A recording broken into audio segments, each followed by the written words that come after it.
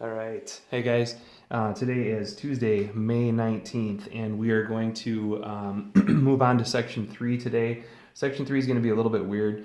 I know full well you guys are all probably getting the itch to just be done at this point, but I am going to show you two other things. One of them is kind of an isolated topic. That's what we're looking at here in section 3. So I'm going to show you some properties of integration that will hopefully get you a little bit more comfortable with what college calc is going to look like. And then on Thursday, we're going to skip ahead to section 4, which is kind of interesting because it's the very last thing that we're going to do. It's the very last thing that I did with calc students last year. But what they get into on Thursday is what's called the fundamental theorem of calculus.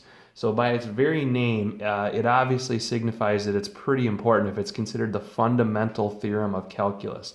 Okay, it's kind of like the golden rule of algebra. It just kind of carries a lot of weight. So we're going to get to that, but ultimately, I just want to show you. I'm trying to just add to your toolbox here, add to your experiences, so that when you get to college, you're just that much more prepared and you're not terribly thrown off by the instruction that you get. Okay.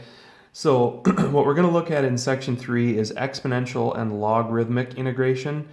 So specifically with respect to exponents, we're going to look at the natural number e, okay? Because what I want you guys to remember is we talked about this when we were doing differentiation involving e.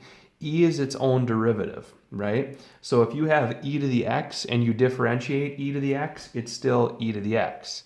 That's why it's a very helpful and very unique number, is because it's the only number that's its own true derivative, okay? So if that's the case, if e to the x is its own derivative, then it's also its own antiderivative. So if you want to find the integral for e to the x with respect to x, it's just e to the x plus c, right? E to the x is its own antiderivative because it's its own derivative. And then when we find integrals, or we do integration, we also always just add a constant to the end, okay? So an example of this would, well, we don't even really need an example, because if it is just truly e to the x, it's its own derivative. What we're going to need an example of is this next part, okay? This says e to the u. This is getting at and going back to the idea that when we do substitution, we typically substitute the letter u in. What do we do if its exponent is something other than just x? Because what I want you guys to see here is this. I didn't really leave a good spot for it, but I'm going to put it over here. I'm going to kind of squeeze it in. If you have a function y equals e to the 2x, and I ask you for its derivative, if I ask you to differentiate that, what we say is it is its own derivative. It's still e to the 2x. However, we have to apply the chain rule for differentiation, because if the exponent is something other than just x, not only do we rewrite it, but we multiply it by the derivative of the exponent. So the derivative of the 2x is 2. So with differentiation with respect to e, everything is its own derivative. However, if the exponent itself is something that is differentiable, you have to multiply it by the derivative of the exponent. So e to the 2x, its derivative is actually 2e to the 2x. And we're going to come back and we're going to look at something very similar to that down here. So what this is saying is this. If you have e to a power that is an expression that can be differentiated, you also have to have its derivative present. So e to the u and its derivative have to be present in order for the integral to just be e to the u. And I'm going to come back and point to that because I know that didn't make a ton of sense to you guys as I said it right there, okay? So we're going to look at some integrals. We're going to do some integration involving e. As long today as it's e to the x power, its integral is easy. The integral, or the antiderivative of 2e to the x power, is 2e to the x power. As long as it's just x as its exponent, it is its own antiderivative. All we have to do is add c to it to get its integral. Okay? The ones we have to pay attention to are the ones that have e to an expression. So it's e to the 2x power. Here's what I'm going to do for this one. I'm going to identify the exponent u is 2x. Okay? So I'm going to label u, and then right next to it, I'm going to list what its derivative is. What is the derivative of u? It's the derivative of u with respect to x is 2. So if the exponent is 2x, the derivative is 2.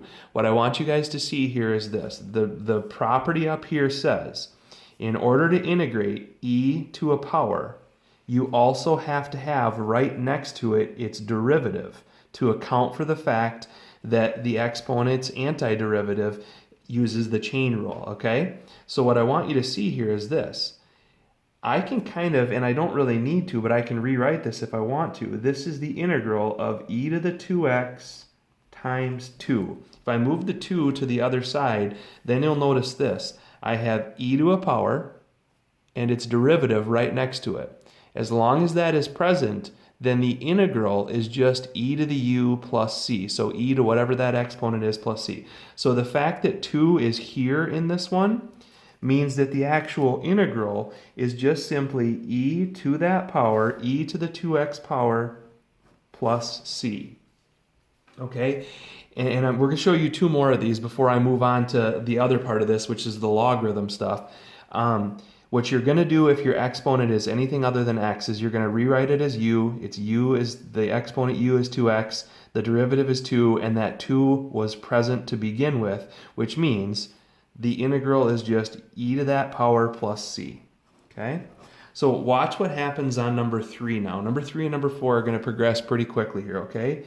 This is e to the 3x plus 1 power. So that is obviously something a little bit more complicated from an exponent standpoint. The exponent is 3x plus 1.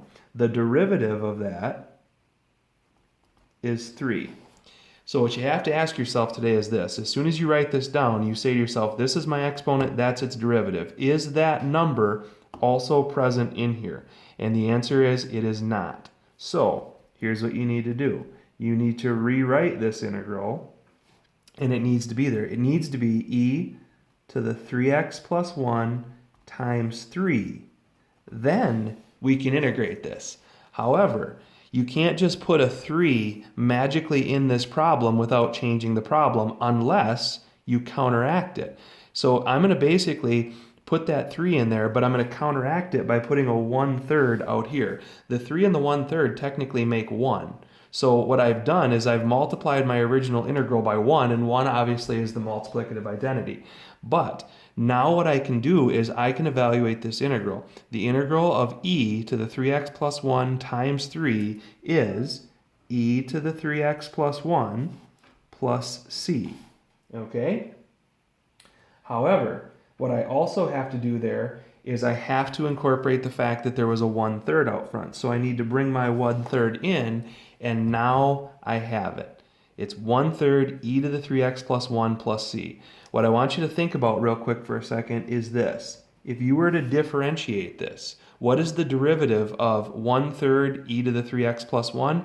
It's its own derivative, 1/3 e to the 3x plus 1. But then we would multiply that by the derivative of the exponent to finish off the chain rule, which would be 3.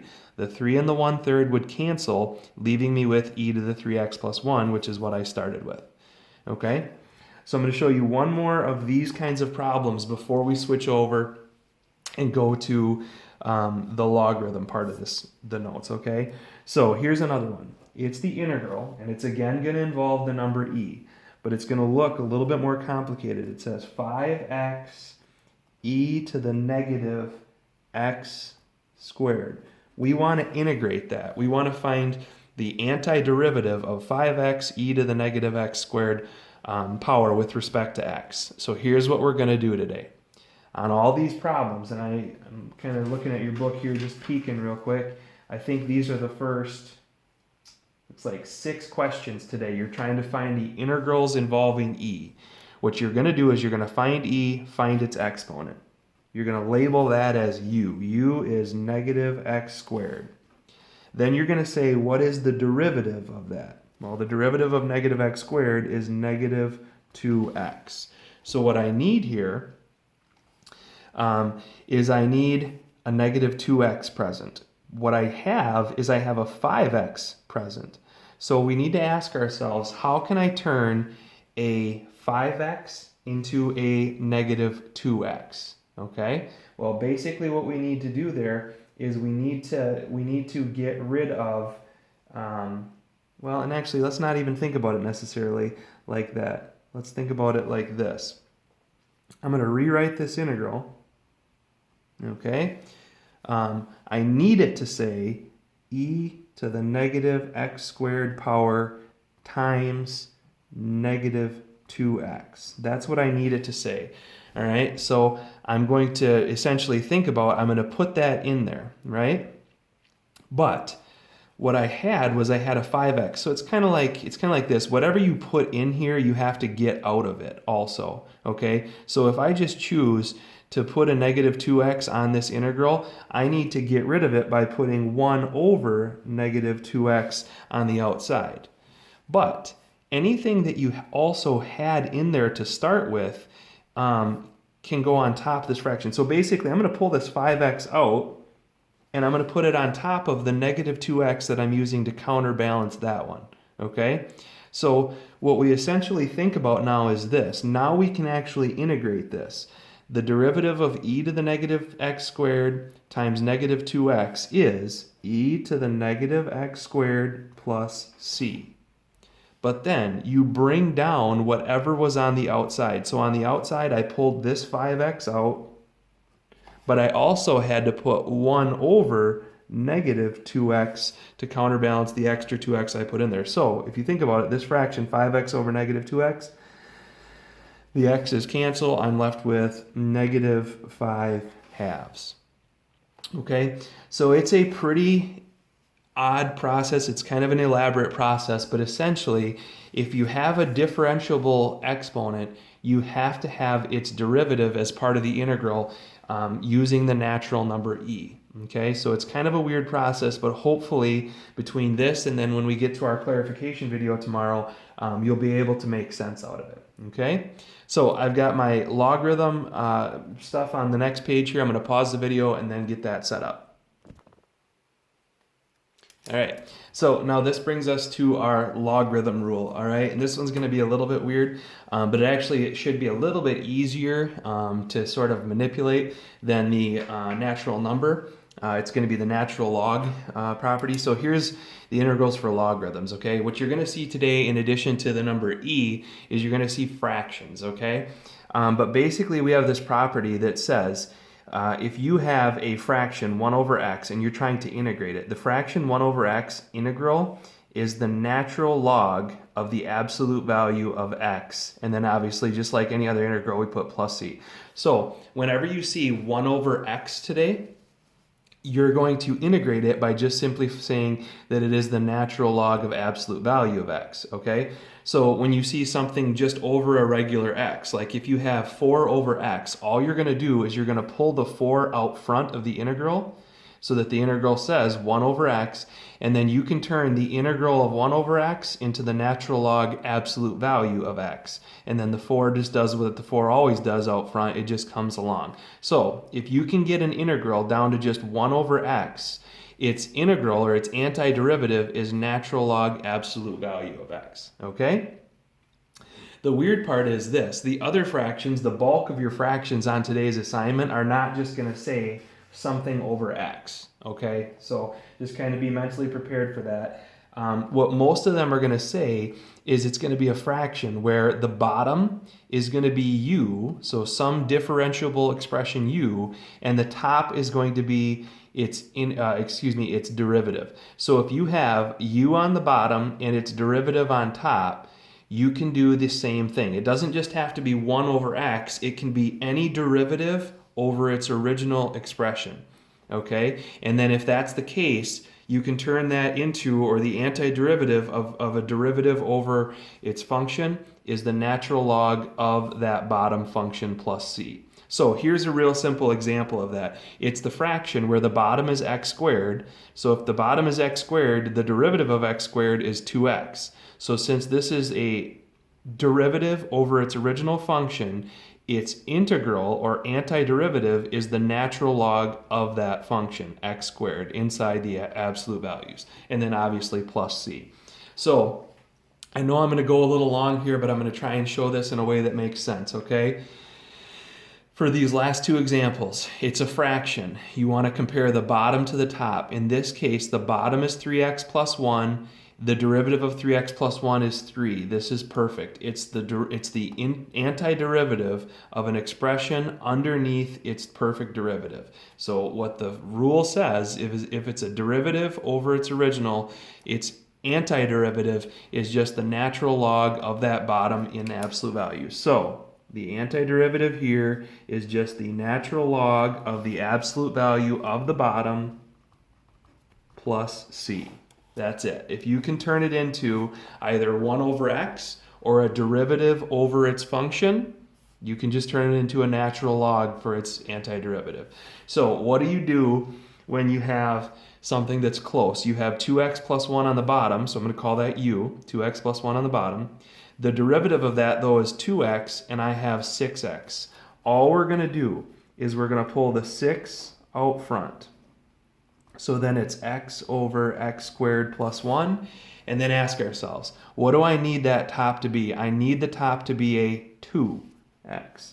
Well, I can put a 2 in there as long as I put something over 2 on the outside, just like we did with e. If you need to put something into the integral, that's fine, put it into the integral, but then counterbalance it out front by putting it over 2. Now we have the integral of x squared plus 1 under its derivative, so the integral of that is just the natural log of that, natural log absolute value x squared plus 1 plus c, but anything that's out front comes over. So 6 over 2 is a 3. We just put 3 out front. Okay? So we have integration with numbers e, and then we have integration with fractions that turns into natural logs. Okay? So we have the natural number e and the natural log ln. All right? Like I said, I know these properties are kind of weird. They're very localized, meaning they don't apply very often. They only apply to e and fractions involving derivatives and stuff like that. So this is kind of a localized idea.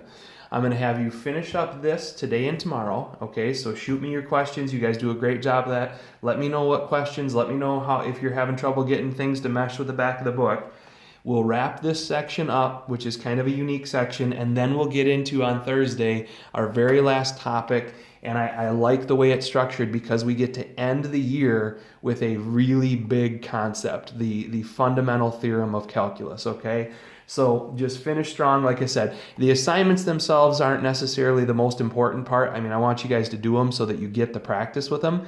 But just being exposed to this stuff, okay, is going to be huge for you guys when you run into this stuff at the college level, okay? So we'll just go from there.